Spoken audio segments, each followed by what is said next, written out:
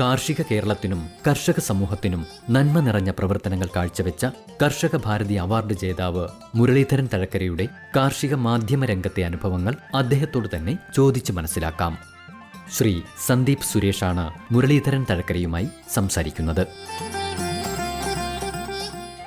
സംസ്ഥാന സർക്കാരിൻ്റെ കർഷക ഭാരതി പുരസ്കാരം നേടിയതിൻ്റെ നിറവിലാണ് ഇന്ന് അങ്ങ് വീണ്ടും ആകാശവാണിയുടെ സ്റ്റുഡിയോയിലേക്ക് എത്തിയിരിക്കുന്നത്. ആകാശവാണിയുടെ കാർഷിക പ്രക്ഷേപണത്തോടൊപ്പം 3 പതിറ്റാണ്ടുകൾ. സ്വാഗതം ചെയ്യാം ശ്രീ മുരളീധരൻ തഴക്കര വീണ്ടും ഒരിക്കൽ കൂടി വയലും വീട്ടിലേക്ക്. വയലും വീടും പരിപാടിയിൽ ശ്രോതാക്കളുമായി സംവദിക്കുന്നതിന് ഏറെ സന്തോഷമാണുള്ളത്. ശരിക്കും പറഞ്ഞത് വളരെ ശരിയാണ്. നിരവധിയായ പുരസ്കാരങ്ങൾ ഇതിനു മുമ്പും ലഭിച്ചിട്ടുണ്ട്. ഇപ്പം ദേശീയ, നമ്മുടെ ആകാശവാണിയുടെ തന്നെ ഏറ്റവും മികച്ച ഡോക്യുമെൻ്ററിക്കുള്ള ദേശീയ അവാർഡ്, ഗുരുപൂജ അവാർഡ്, അതുപോലെ best extension award government of ഇന്ത്യയിൽ, ഇതൊക്കെ ഉണ്ടെങ്കിലും ശരിക്കും ഈ അവാർഡ് ഏറ്റവും മികച്ച കാർഷിക പ്രക്ഷേപകൻ എന്നുള്ള നിലയിൽ ഒരു അവാർഡ് കിട്ടുമ്പോൾ അതിനൊരു പ്രത്യേക മധുരമുണ്ട്. അതിൻ്റെ കാരണം എന്ന് പറഞ്ഞാൽ അത് ആകാശവാണിയുമായി ചേർന്ന 30 വർഷത്തെ ഒരു ജീവിതവുമായി ഇഴചേർന്ന ഒരു അംഗീകാരമാണ്. ഞാനത് സമർപ്പിക്കുന്നത് ശരിക്കും ഇപ്പോഴും നമ്മളെ പേരെടുത്ത് പറയുവാൻ സാധ്യതയുള്ള, നമ്മളെ അങ്ങനെ വിളിക്കുന്ന, കാണുന്ന പ്രിയപ്പെട്ട വയലും വീടും ശ്രോതാക്കൾക്കാണ്. അതുപോലെ തന്നെ വയലും വീടുമായി ബന്ധപ്പെട്ട ഒരുപാട് പേർ നമ്മൾ സ്മരിക്കേണ്ടതുണ്ട്. ഈ അവാർഡ് അവർക്കായി സമർപ്പിക്കുകയാണ്. ശരിക്കും അതാണ് എനിക്ക് ആദ്യം തന്നെ പറയാനുള്ളത്. രണ്ടാമത്തെ കാര്യം, ഇതൊരു മണ്ണിൻ്റെ പുണ്യമാണ്. ഇപ്പം ഞാൻ ജനിച്ചു വളർന്ന നാടിൻ്റെ ഒരു പുണ്യം, അത് ഓണാട്ടുകര എന്ന് പറയുന്ന വലിയ കാർഷിക പൈതൃകമുള്ള ഒരു നാടിൻ്റെ നന്മ കൂടി അതിനോട് ഇഴചേരുന്നുണ്ട്. കാരണം ഞാൻ കേട്ടു വളർന്നതെല്ലാം കൃഷിയുടെ സംജ്ഞകളാണ്. ഈ 1000 രൂപ തികച്ച് കിട്ടുമ്പോൾ ഒരു പശുക്കിടാവിനെ കൂടെ വാങ്ങണം, അല്ലെങ്കിൽ ഒരു പറ കണ്ടം കൂടി വാങ്ങണം എന്ന് വീട്ടിൽ പറയുന്ന ശബ്ദം കേട്ടാണ്, ആ ഒരു സംസാര ശൈലി കേട്ടാണ് എൻ്റെയൊക്കെ ബാല്യകൗമാരങ്ങൾ ഞാനൊക്കെ പിന്നിടുന്നത്. അപ്പോൾ കൃഷിയുടെ താളവും തഞ്ചവും നമ്മളോട് ചേർന്ന് നിൽക്കുകയാണ്. ശരിക്കും അല്ലാതെ ഒരു ദിവസം രാവിലെ വന്ന് കാർഷിക പരിപാടിയിൽ ചുമതല വഹിക്കുക, അല്ലെങ്കിൽ അത് ചെയ്യുക എന്നതിനപ്പുറത്ത് അതിനോട് ഇഴചേർന്ന, അതിനോട് ചേർന്ന് നിൽക്കുന്ന ബന്ധം, ഒരു ഹൃദയബന്ധം, ഒരു വൈകാരികമായ പശ്ചിമരാശി ബന്ധം അതിൻ്റെ പിന്നിലുണ്ട്. മറ്റൊന്നിപ്പം ശരിക്കും എൻ്റെ അച്ഛൻ നല്ല അധ്യാപകനായിരുന്നു, നല്ല കൃഷിക്കാരനായിരുന്നു. അച്ഛൻ പറയുന്ന ഒരു വാക്കെന്നെ എപ്പോഴും പ്രചോദിപ്പിക്കുന്നതാണ്. അത് മറ്റൊന്നുമല്ല, മണ്ണിൽ ചവിട്ടിയില്ലെങ്കിൽ മനസ്സിൽ വളം കടിക്കും. ശരിക്കും അത് എൻ്റെ ജീവിതത്തിലെ ഒരു ആപ്തവാക്യമാണ്. അപ്പോൾ ഇതൊക്കെയാണ് ശരിക്കും ഈ അവാർഡിനെ വ്യത്യസ്തമാക്കുന്നത്, അല്ലെങ്കിൽ ഈ ഒരു പുരസ്കാരത്തെ വ്യത്യസ്തമാക്കുന്നത്. അതിൻ്റെ തുകയോ അതിൻ്റെ മറ്റു വലിപ്പമോ ഒന്നുമല്ല, അത് ഹൃദയത്തിൽ നൽകുന്ന ഒരു ആനന്ദമുണ്ട്, ഒരു സന്തോഷം. അത് പറഞ്ഞറിയിക്കാൻ കഴിയാത്തതാണ് മറ്റേതൊരു അംഗീകാരത്തെക്കാളും. തീർച്ചയായിട്ടും അങ്ങ് പറഞ്ഞതുപോലെ കൃഷി എന്ന് പറയുന്നത് രക്തത്തിൽ തന്നെ അലിഞ്ഞു ചേർന്നിട്ടുള്ള ഒരാളാണ് അങ്ങ്. ആകാശവാണിയുടെ കാർഷിക പ്രക്ഷേപണത്തോടൊപ്പം 3 പതിറ്റാണ്ടോളം അങ്ങ് പ്രവർത്തിക്കുകയുണ്ടായി. പക്ഷേ കൃഷി ഇത്രയധികം സ്നേഹിക്കുകയൊക്കെ ചെയ്യുന്ന, കൃഷി പഠിച്ച ഒരാളെന്ന നിലയ്ക്ക് കൃഷിയുമായി ബന്ധപ്പെട്ട അക്കാദമിക് മേഖലകളിൽ അങ്ങേക്ക് പ്രവർത്തിക്കാമായിരുന്നു, അല്ലെങ്കിൽ ഒരു പക്ഷേ കൃഷി വകുപ്പുമായി ബന്ധപ്പെട്ടോ മറ്റ് സ്ഥാപനങ്ങളിൽ പ്രവർത്തിക്കാമായിരുന്നു. എന്തുകൊണ്ടാണ് ആകാശവാണി തിരഞ്ഞെടുത്തത്? അതും ഈ പറഞ്ഞത് തന്നെയാണ്. ശരിക്കും കൃഷിയുടെ ഒരു അന്തരീക്ഷമാണ് എൻ്റെ ജീവിതത്തിലൊക്കെ ഒരു താരും തളിരുമായി നിൽക്കുന്നത്. ജീവിതത്തെ പച്ച പിടിപ്പിച്ചത് കൃഷിയാണ്. കൃഷിയിൽ നിന്നുള്ള വരുമാനത്തിൻ്റെ ബാക്കി പത്രമായിരുന്നു ശരിക്കും പറഞ്ഞാൽ നമ്മുടെയൊക്കെ പഠനവും പഠന ചെലവും ഒക്കെ അതിൽ നിന്ന് ഉണ്ടായിട്ടുള്ളതാണ്. അപ്പോൾ അന്ന് വീട്ടിലെ എരുത്തിലിൽ നിന്ന്, അതായത് തൊഴുത്തിൽ നിന്ന് പശുവിൻ്റെ പാല് കറന്ന് വിറ്റ് കിട്ടിയ പണം കൊണ്ടുകൂടിയാണ് ഞാൻ പഠിച്ചത്. അപ്പം അതിനോട് നമുക്കൊരു ബന്ധമുണ്ട്, നമ്മുടെ എരുത്തിലിനോടും കന്നുകാലികളോടും പോലും. അതാണ് ശരിക്കും കൃഷിയോടുള്ള ഒരു മമതാപരമായ, അല്ലെങ്കിൽ മനസ്സ് ചേർത്ത് വയ്ക്കുന്നതിനുള്ള ഒരു കാരണം അതാണ്. കാരണം നമ്മൾ ജീവിച്ച സാഹചര്യമല്ലേ, പഠിച്ചതിനേക്കാൾ കൂടുതൽ ജീവിതാനുഭവങ്ങളാണ് നമുക്ക് മുന്നിലുള്ളത്. അപ്പോൾ അത് ഒരു കാരണം. രണ്ടാമത്തെ കാരണം, ഇപ്പം എന്നോട് ചോദിക്കുകയാണ് എന്തുകൊണ്ടാണ് ഇത് തന്നെ തിരഞ്ഞെടുത്തത്. ഇപ്പം ഞാൻ 10 വർഷക്കാലം കാർഷിക സർവകലാശാലയിൽ തന്നെ ജോലി ചെയ്തതിന് ശേഷമാണ് ആകാശവാണിയിലേക്ക് വരുന്നത്. അപ്പം വേണമെങ്കിൽ എനിക്ക് അവിടെ തന്നെ തുടരാമായിരുന്നു. സാമ്പത്തികമായ മെച്ചമോ അല്ലെങ്കിൽ നമ്മൾ ഒരു ഉയർന്ന പദവിയോ ഒന്നും പ്രതീക്ഷിച്ചില്ല. പക്ഷേ എനിക്ക് കുറച്ചുകൂടി താല്പര്യമുള്ള, ഒരു ഹൃദയഹാരിയായ ബന്ധമുള്ള ഒരു മേഖലയിൽ ജോലി ചെയ്യുമ്പോൾ കിട്ടുന്ന ഒരു സുഖമുണ്ട്. ആ സുഖം ശരിക്കും ആകാശവാണി ജീവിതത്തിൽ കിട്ടി എന്നുള്ളതാണ്. അതിനകത്തിലെ ജീവിതത്തിൻ്റെ നീക്കി ബാക്കി എന്താണ്, ഫിക്സഡ് ഡെപ്പോസിറ്റ് എന്താണെന്ന് ചോദിച്ചാൽ അതാണ്. കാരണം ആസ്വദിച്ചാണ് നമ്മൾ ജോലി ചെയ്തത്. കാരണം കൃഷിയോട് അത്രമാത്രം മമതാപരമായ ഒരു ബന്ധം ഉള്ളതുകൊണ്ട് അതുമായി താരതമ്യം ചെയ്ത ഒരു ജോലി ചെയ്യുമ്പോൾ അതിന് കിട്ടുന്ന ഒരു അനുഭൂതി അത് ചെറുതല്ല. തീർച്ചയായിട്ടും. അപ്പോൾ നമ്മൾ വയലും വീടും പരിപാടിയെക്കുറിച്ച് പറയുമ്പോൾ 60 വർഷത്തോളമായിട്ട് കാർഷിക പ്രക്ഷേപണം എന്ന് പറയുമ്പോൾ അതിന് പര്യായം പോലെയാണ് വയലും വീടും എന്ന പരിപാടി. അക്കാഡമീഷ്യൻസ് ആകട്ടെ, ഉദ്യോഗസ്ഥരാകട്ടെ, യഥാർത്ഥ കർഷകരാകട്ടെ, മണ്ണിൽ പണിയെടുക്കുന്നവരാകട്ടെ, ഇവരോടെല്ലാം അങ്ങ് കഴിഞ്ഞ ഒരു 30 വർഷത്തെ കാലയളവിനിടയ്ക്ക് ഒരുപാട് രീതിയിൽ സംവദിച്ചിട്ടുള്ള ഒരാളാണ്. ഇന്നത്തെ ഭാഷയിൽ പറഞ്ഞാൽ പൾസ് അറിയുന്ന ഒരാളാണ്. അപ്പം അങ്ങയുടെ ഈ ഒരു 30 വർഷത്തെ ഈ ഒരു കാർഷിക പ്രക്ഷേപണ ജീവിതത്തിൽ അവിസ്മരണീയമായ എന്തെങ്കിലും മുഹൂർത്തങ്ങൾ ശ്രോതാക്കൾക്ക് വേണ്ടി പങ്കുവയ്ക്കാമോ? തീർച്ചയായിട്ടും.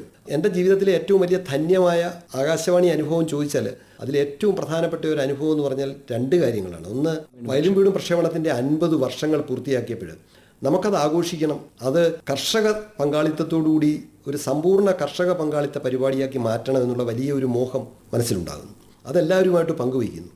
ശരിക്കും അത് സാധിക്കുമോ എന്നുള്ള വലിയൊരു ആശങ്ക തുടക്കത്തിലേ ഉണ്ടെങ്കിൽ പോലും നമ്മൾ വലിയ പ്രതീക്ഷയോടുകൂടി ഇറങ്ങുന്നു. അതിനകത്തിൽ എല്ലാവരുടെയും നിറഞ്ഞ മനസ്സോടെയുള്ള സഹായം ഉണ്ടാകുന്നു. വിവിധ ഡിപ്പാർട്ട്മെൻറ്റുകൾ, നബാർഡ് പോലെയുള്ള കേന്ദ്രാവിഷ്കൃത സ്ഥാപനങ്ങൾ, ഒരുപാട് പേരുടെ പിന്തുണ. തിരുവനന്തപുരം ആകാശവാണി നിലയത്തിൻ്റെ കീഴിൽ വരുന്ന 6 ജില്ലകളിലും നമുക്ക് ആ പരിപാടിയുടെ ജില്ലാതല സംഗമങ്ങൾ, കർഷക സംഗമങ്ങൾ നടത്താൻ കഴിയുന്നു. അതിൻ്റെ സമാപനം ഒരുപക്ഷെ ഏറ്റവും വലിയ ചലച്ചിത്ര അവാർഡുകൾ വിതരണം ചെയ്യുന്ന നിശാഗന്ധിയിലെ വലിയ ഓഡിറ്റോറിയത്തിൽ, വലിയ ഓപ്പൺ എയറിൽ നമുക്ക് നടത്താൻ കഴിയുന്നു. അവിടെ 14 ജില്ലകളിൽ നിന്നുള്ള തിരഞ്ഞെടുക്കപ്പെട്ട കർഷകരെ കൊണ്ടുവന്നിട്ട് ഒരു മെഗാ ക്വിസ് മത്സരം നടത്താൻ കഴിയുന്നു. അവർക്ക് 50,000 രൂപയുടെ ക്യാഷ് പ്രൈസ് കൊടുക്കാൻ കഴിയുന്നു. അതിൽ ഏറ്റവും പ്രാമുഖ്യമുള്ളവരെ തന്നെ നമ്മൾ പങ്കെടുപ്പിക്കുന്നു. അങ്ങനെ ആ നിറഞ്ഞ സ്റ്റേജിൽ വെച്ച് ഈ സമ്മാനങ്ങൾ വാങ്ങിയിട്ട് കർഷകർ നമ്മളെ കെട്ടിപ്പിടിച്ചുകൊണ്ട് ഈ ശരിക്കും സന്തോഷം കൊണ്ട് കണ്ണുനീർ വന്ന് കർഷകർ പറയുന്നുണ്ട്, സാറേ ഞങ്ങളുടെ ജീവിതത്തിലെ ഏറ്റവും വലിയ ഒരു അനുഭൂതിയുടെ നിമിഷമാണിത് എന്ന് പറയുമ്പോൾ അവർ ശരിക്കും അത് ഹൃദയം കൊണ്ടാണ് സംസാരിച്ചത്, നാക്കുകൊണ്ടല്ല. എന്നെയൊക്കെ സംബന്ധിച്ചിടത്തോളം എൻ്റെ ജീവിതത്തിൽ കിട്ടിയ ഏറ്റവും വലിയ ഒരു പത്മശ്രീ പോലെയാണ് ഞാനതിനെ കാണുന്നത്. ഒരു സാധാരണ കൃഷിക്കാരൻ സന്തോഷം കൊണ്ട് കണ്ണുനീർ വറുത്തുകൊണ്ട് നമ്മളോട് പറയുകയാണ്, സാറേ ഇതൊരിക്കലും പ്രതീക്ഷിച്ചതല്ല, ഞങ്ങൾക്കൊന്നും ഇങ്ങനെ ഒരു അവസരം കിട്ടുമെന്ന് തിരുവനന്തപുരത്ത് നിശാഗന്ധിയിൽ ഗവർണറിൽ നിന്ന് ഈ സമ്മാനം വാങ്ങുക എന്ന് പറയുന്നത്. അത് ഞാൻ ഒരവസരം ഉണ്ടാക്കി കൊടുക്കുവാൻ കഴിഞ്ഞു എന്നുള്ളത് എൻ്റെ ജീവിതത്തിലെ ഏറ്റവും ധന്യമായ ഒരു മുഹൂർത്തമാണ്. അതേ വേദിയിൽ വെച്ചാണ് കാർഷിക പ്രക്ഷേപണത്തിൻ്റെ ആചാര്യൻ എന്ന് നമുക്ക് വിശേഷിപ്പിക്കാവുന്ന ശ്രീ ആർ ഹേലി, ഒരുപക്ഷെ ഫാം ജേർണലിസത്തിൻ്റെ അതുപോലെ തന്നെ കാർഷിക പ്രക്ഷേപണത്തിൻ്റെയൊക്കെ ഒരു കുലപതി എന്ന് വിശേഷിപ്പിക്കാവുന്ന ആളാണ് കേരളത്തെ സംബന്ധിച്ച്. കൃഷി വകുപ്പ് ഡയറക്ടറായിരുന്നു.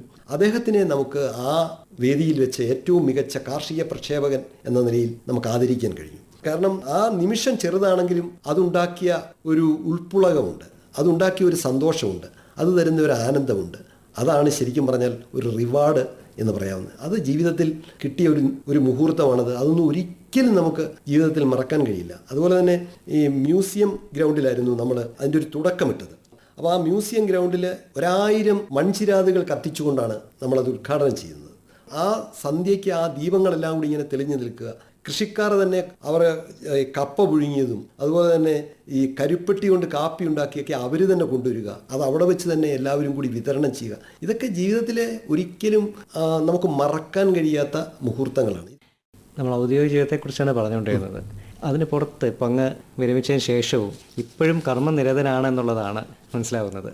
എഴുത്തിൻ്റെ വഴിയിൽ ഒരുപാട് സംഭാവനകൾ അങ്ങയുടെ ഭാഗത്ത് ഉണ്ടായിട്ടുണ്ട്. അപ്പോൾ ഈ ഒരു അനുഭവത്തെക്കുറിച്ച്, എഴുത്തനുഭവത്തെക്കുറിച്ച് കൂടെ പറയാമോ? ഞാൻ ശരിക്കും ആകാശവാണിയിൽ ജോലി ചെയ്യുന്നതിന് മുമ്പേ ആകാശവാണി ബന്ധമുള്ള ആളാണ്. ഞാൻ ഏതാണ്ട് 8ാം ക്ലാസ്സിൽ പഠിക്കുന്ന കാലത്ത് റേഡിയോ അമ്മാവനുമായിട്ട്, അന്ന് പി ഗംഗാധരൻ നായർ എന്ന് പറയുന്ന മഹാനായ പ്രതിഭാധനനായ പ്രക്ഷേപകനാണ് ഞങ്ങളുടെ റേഡിയോ അമ്മാവൻ. ശരിക്കും എന്നെ കത്തെഴുതാൻ പഠിപ്പിച്ചത് ആകാശവാണിയാണ്. ആദ്യമായിട്ട് പോസ്റ്റ് കാർഡ് മേടിച്ച് കത്തെഴുതുന്നത് ആകാശവാണിയിലേക്കാണ്. ശരിക്കും എൻ്റെ ജീവിതത്തിലെ ഏറ്റവും വലിയ ഒരു ഊടും പാവുമായി മാറിയ ഒരു ബന്ധമാണത്.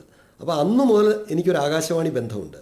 അന്നിവിടെ മുരളീധരൻ തഴക്കര എഴുതിയ കത്ത് കിട്ടി, 14 കൂട്ടുകാർ എഴുതി അയച്ച പരിപാടികൾ എല്ലാം കിട്ടി. അതുപോലെ തന്നെ ഇങ്ങനെ എല്ലാ ആഴ്ചയിലും നമ്മൾ കത്തെഴുതുമ്പോൾ ആ കത്തിലെ ഒരു അക്ഷരത്തെറ്റ് പോലും റേഡിയോ അമ്മാവൻ ആ പരിപാടിയിൽ ചൂണ്ടിക്കാണിക്കും. അപ്പം നമുക്കത് ശരിക്കും ഒരു പാഠശാലയായിരുന്നു.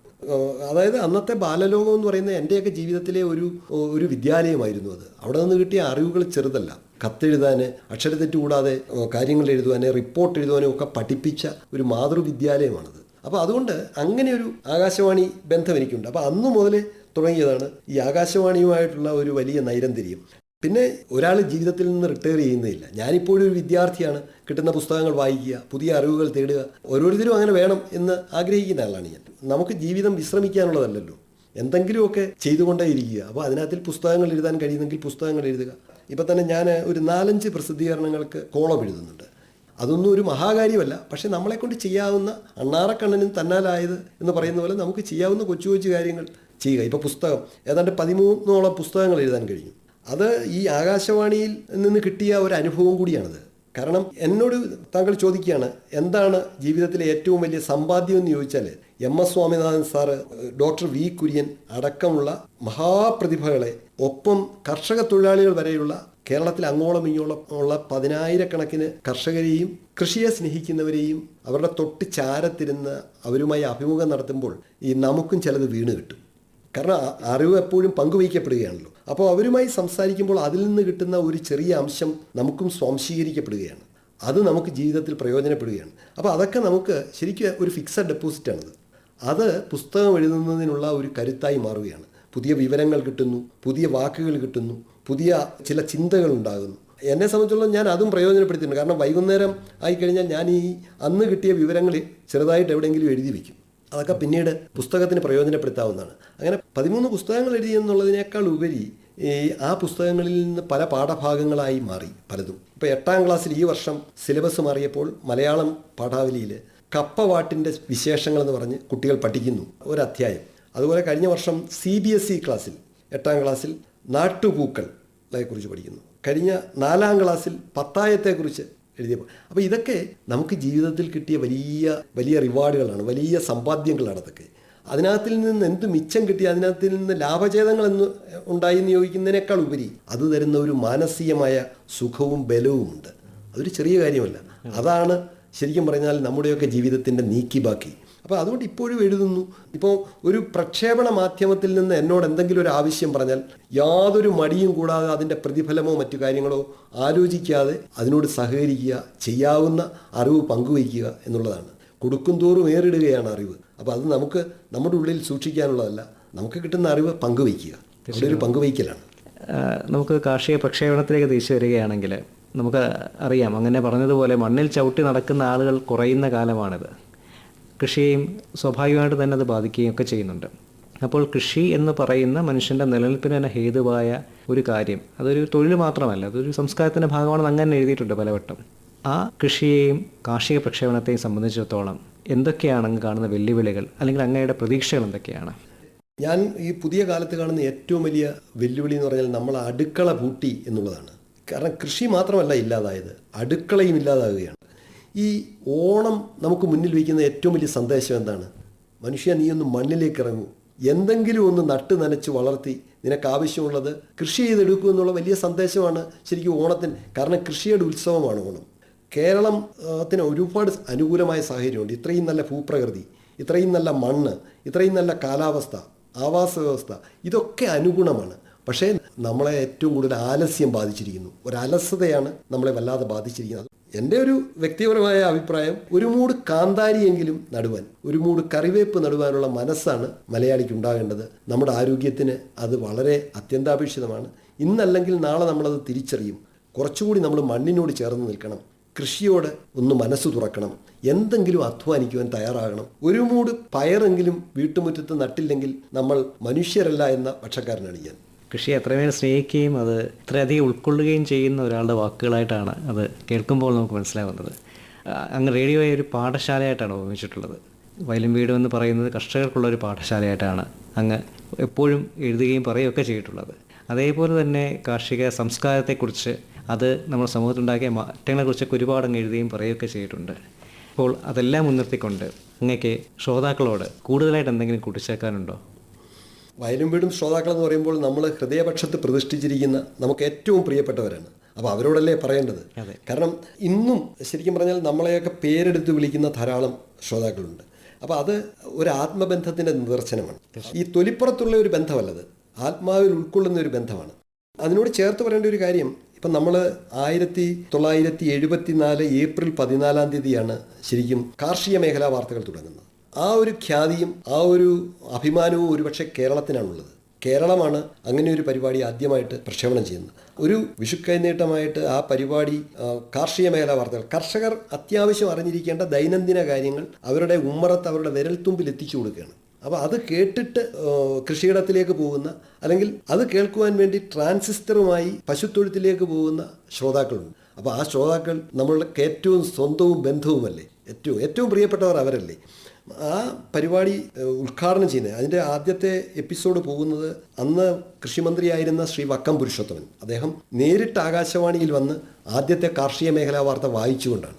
അപ്പോൾ അതൊക്കെ എന്ന് പറഞ്ഞാൽ ഈ റേഡിയോയുടെയും വയലും വീടിൻ്റെയും കൃഷിയുടെയും ചരിത്രത്തിൻ്റെ ഭാഗമാണ് അതൊക്കെ. അപ്പം ഇതിനെയൊക്കെ മനസ്സിൽ വെച്ചുകൊണ്ട് എനിക്ക് പ്രിയപ്പെട്ട ശ്രോതാക്കളോടുള്ള, പ്രത്യേകിച്ച് വയലും വീടും ശ്രോതാക്കളോടുള്ള വിനയപൂർവ്വമായ അപേക്ഷ എന്ന് പറയുന്നത്, നമ്മൾ പുറത്ത് ആരുമാകട്ടെ, ഡോക്ടറാകട്ടെ, എഞ്ചിനീയർ ആകട്ടെ, പ്രോഗ്രാം എക്സിക്യൂട്ടീവ് ആകട്ടെ, സ്റ്റേഷൻ ഡയറക്ടർ ആകട്ടെ, ആരുമാകട്ടെ, പക്ഷെ വീട്ടിൽ തിരിച്ചെത്തുമ്പോൾ നിങ്ങൾ അരമണിക്കൂർ സമയം ചെരുപ്പൂരി വെച്ചിട്ട് മണ്ണിൽ ചവിട്ടി മണ്ണിൽ നിന്നുകൊണ്ട് എന്തെങ്കിലും ഒന്ന് നട്ടു നനച്ച് വളർത്തുമ്പോഴാണ് നിങ്ങളൊരു യഥാർത്ഥ മനുഷ്യനാകുന്നത് എന്ന് മഹാത്മജി പറഞ്ഞിട്ടുണ്ട്. മഹാത്മജിയുടെ ആ വാക്കുകളെ നമുക്കെടുക്കാം. നമുക്കിപ്പോൾ എല്ലാം സ്വാശ്രയത്വത്തിൽ എത്താനൊന്നും കഴിയില്ല, പക്ഷേ നമുക്ക് ചെയ്യാൻ കഴിയുന്ന കാര്യങ്ങൾ അവരവരാൽ ചെയ്യണം. ഇപ്പോൾ പുതിയ കാലത്ത് നമ്മുടെ കുട്ടികൾ മണ്ണിൽ ചവിട്ടിയല്ല വളരുന്നത്, സോക്സ് ഇട്ടാണ് നമ്മൾ കുട്ടികളെ നമ്മളുടെ വീടിനുള്ളിൽ പോലും നടത്തുന്നത്. അവിടെയാണ് കുഴപ്പം.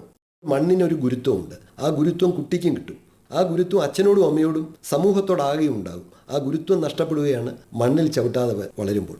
എൻ്റെ ശ്രോതാക്കളോടുള്ള ഏറ്റവും വലിയ അപേക്ഷ, നമ്മളുടെ കുട്ടികളെ മണ്ണിൽ ചവിട്ടാൻ അനുവദിക്കണം. അവരൊന്ന് മണ്ണിൽ ചവിട്ടി വളരട്ടെ, പച്ച മണ്ണിൽ അവരുടെ പാദം പതിയട്ടെ. കാരണം മണ്ണുമായുള്ള ബന്ധം അത് ഹൃദയബന്ധമാണ്, അത് ആത്മബന്ധമാണ്, അത് ഒരു ജീവിത ബന്ധമാണ്. മണ്ണാണ് ജീവൻ, മണ്ണിലാണ് ജീവൻ. അത് കുട്ടികളിലേക്ക് സന്നിവേശിച്ചാൽ ഒരു നന്മയുള്ള മനുഷ്യനായി ആ കുട്ടി വളരും. ഈ പറഞ്ഞതിൻ്റെ എല്ലാം കൂടി സാരസംഗ്രഹം എന്ന് പറയുന്നത്, നമ്മുടെ കുട്ടികൾ മണ്ണിലിറങ്ങട്ടെ, മണ്ണിൽ ചവിട്ടി വളരട്ടെ, സോക്സ് ഊരി മാറ്റിയിട്ട് അവർ മണ്ണിനെ തൊട്ടറിയട്ടെ, മണ്ണിൻ്റെ നന്മയോട് ചേർന്ന് നിൽക്കട്ടെ എന്നുള്ളതാണ് എൻ്റെ വിനീതമായ അപേക്ഷയും അഭ്യർത്ഥനയും. ഈ വാക്കുകൾ സാരാംശം ഉൾക്കൊണ്ട് തന്നെ ഇതേ ഊർജ്ജസ്വലതയോടെ ഇതിലുമേറെ മുന്നോട്ട് പോകാൻ സാധിക്കട്ടെ എന്ന് ആശംസിക്കുന്നു. നന്ദി.